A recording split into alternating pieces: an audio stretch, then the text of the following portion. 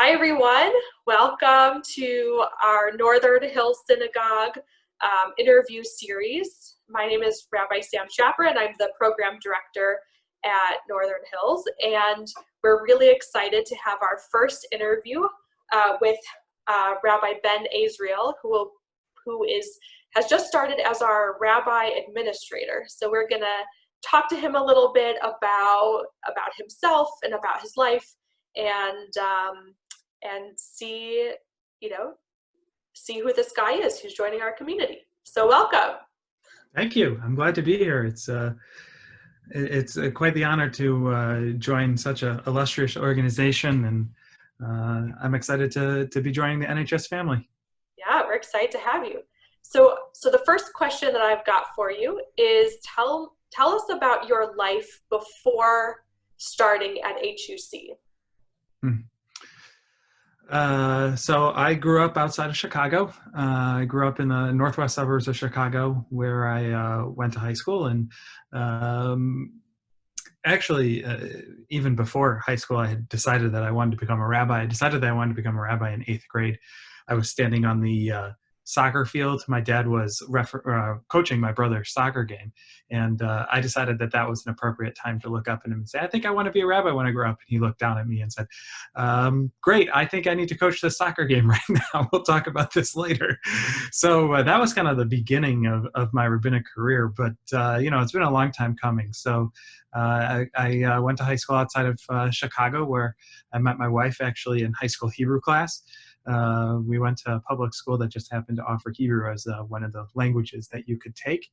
And that's where we met. And then I went to Ohio State University. I got my degree at Ohio State in political science and economics.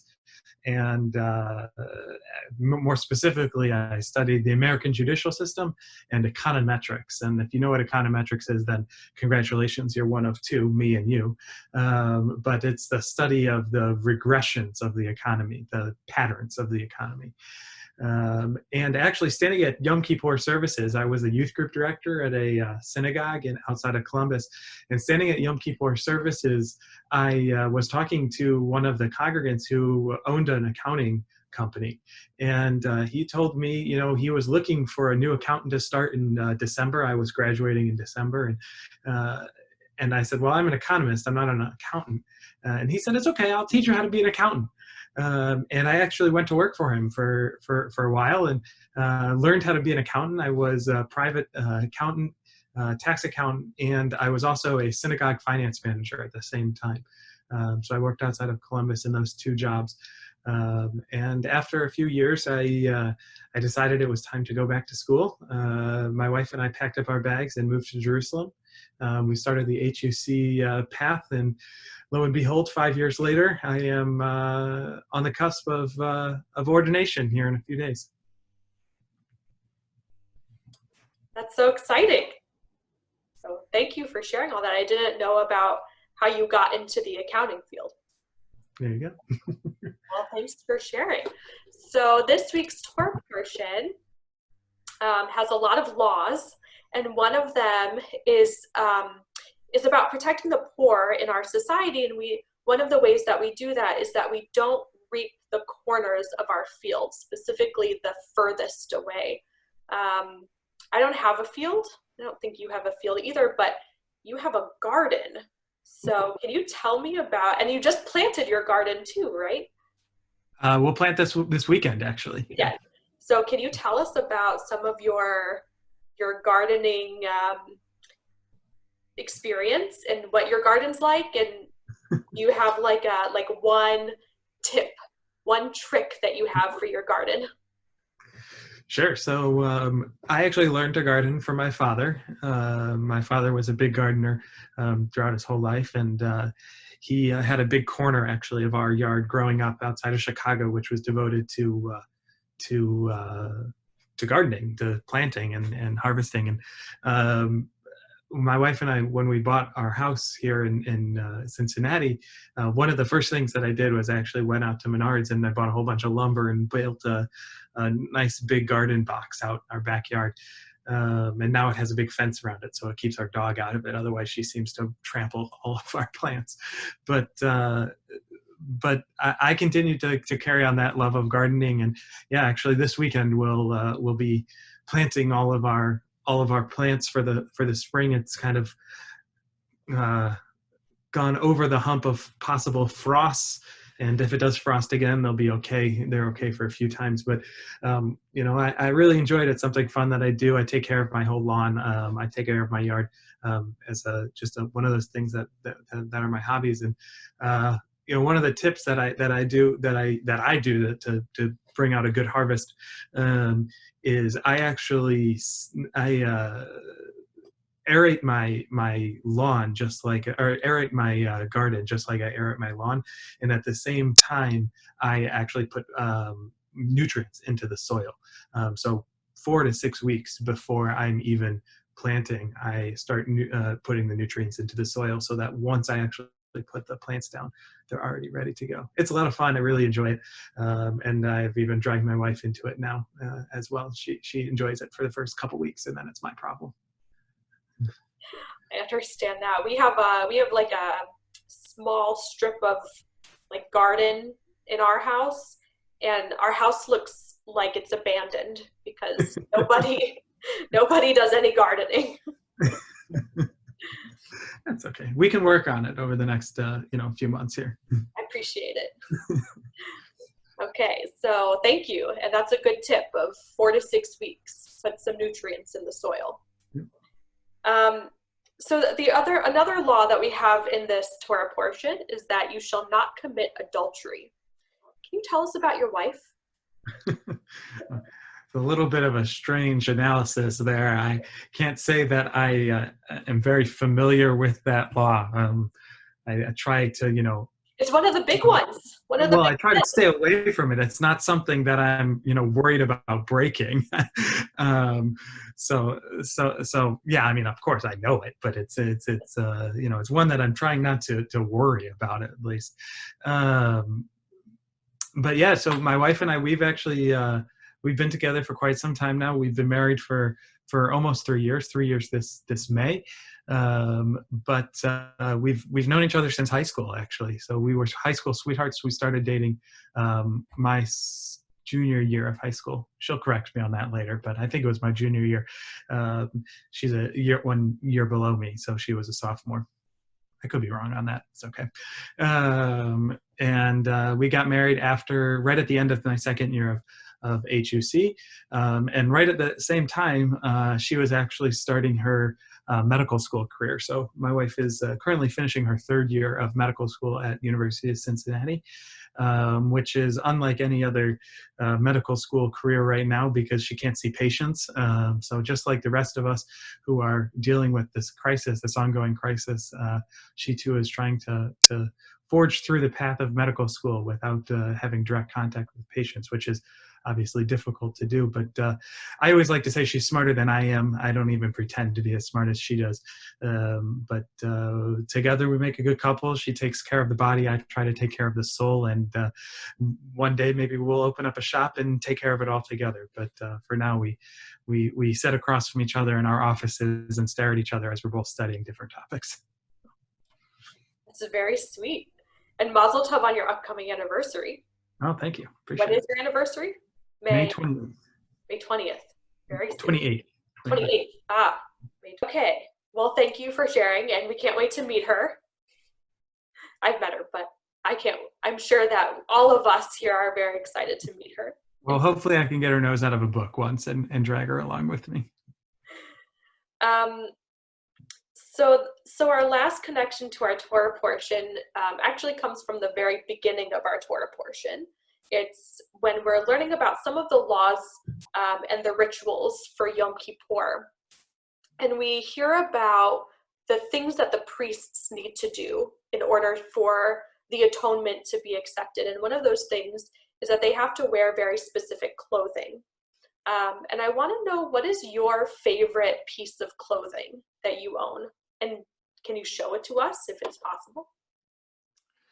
Well, I have 2 sentimental pieces of clothing. I think that might be the most important piece of clothing to me. The first I put up right behind me here, which is the stole that is given. There's another name for it, and I'm forgetting what the word is. Rabbi Shaver, maybe you remember what the name, A hood? hood, that's right, hood. I was trying to think of it, and it couldn't come to me. The hood that I got when I received my master's degree from HUC,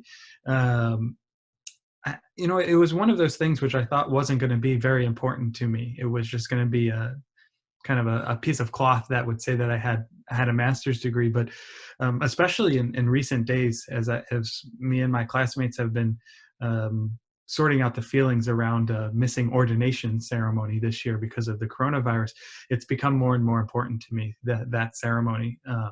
And the feelings that came along with it. So I would have to say that that's one of the most important things that I have right now.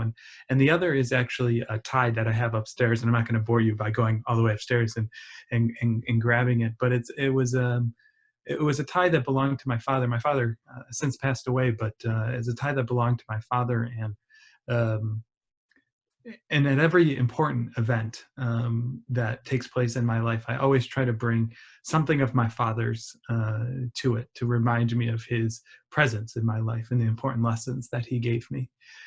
So I have shoes of his, I have ties, I have tie clips, I have cufflinks, I have socks, I have all kinds of different things that he had, and I try to bring him to those important events, and that's how I do it. It's meaningful to me, and it's meaningful to my family.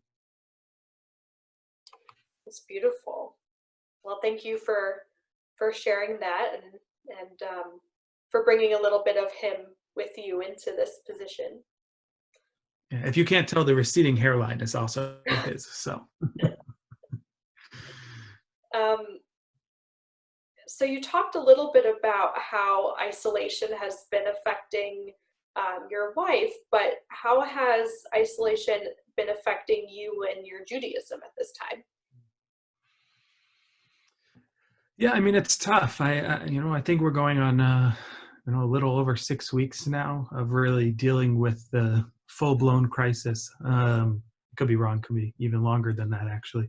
But I've been trying to stay afloat in different ways. And one of the things that I did, not so much in the past couple weeks, but before that, is I actually signed up to be an Instacart shopper. And I was able to go out and get groceries for people. And I was trying to think of ways that I, in my limited capacity, could help. And as a fairly young person who has a pretty healthy immune system, it was safe for me to go out to the grocery stores and to grocery shop for people and bring them their groceries and leave them at their door. And it was just something that I was able to do. I was able to give back a little bit, and it was meaningful to me. So that was one of the things that helped me to not just be in isolation, not just be by myself, but also to help my community in a way that was important to me. And in addition to that, I would say that my Judaism has certainly been affected because Judaism is about community. Judaism is about being together, and what we've had to do over the course of these past 6 weeks is learn what it means to be a community virtually, to not socially distance but physically distance, to socially connect. And I have to say, I've had some of the best conversations in HUC over the past few weeks as my classmates and I have continued to connect socially through the internet, and as frequently as we can. If we have to pass something off to each other, somebody standing on a porch and somebody in their car or whatnot, and connecting that way as we get different things back and forth to each other. And it's been meaningful, just those interactions. I think I've learned not to take for granted those social interactions with people, and when we are able to get back together as Jewish communities, with friends, with family, those interactions are going to mean all the more so.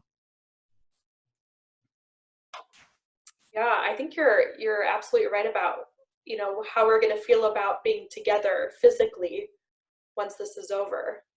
That will be a really interesting transition back. Right? We've spent so much time transitioning this way. Yeah. Yeah, thank you. Okay, and last question. What is it that you, at this point, right, you haven't actually been in the building yet. I've been in once. Been once. Before the crisis began. So, okay, so having not actually been at work in the building, what do you think that you're most looking forward to in your position as Rabbi-Administrator at Northern Hills?